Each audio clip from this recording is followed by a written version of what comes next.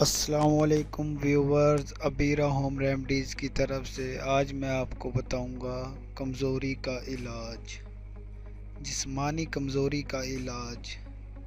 طریقہ: جسمانی کمزوری کو دور کرنے اور قوت باہ میں اضافہ کی غرض سے شہد کا استعمال نہایت مفید ہے۔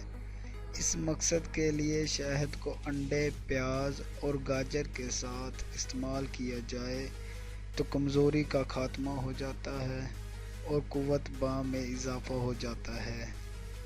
دماغ کی کمزوری کا علاج۔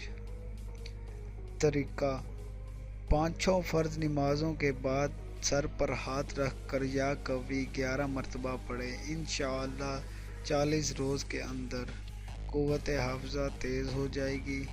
جو شخص سورۃ اعلیٰ کو لکھ کر منہ میں جامع کر کے اپنے پاس رکھے گا، انشاءاللہ اس کا ذہن کھلے گا اور اس کا حافظہ بھی تیز ہوگا۔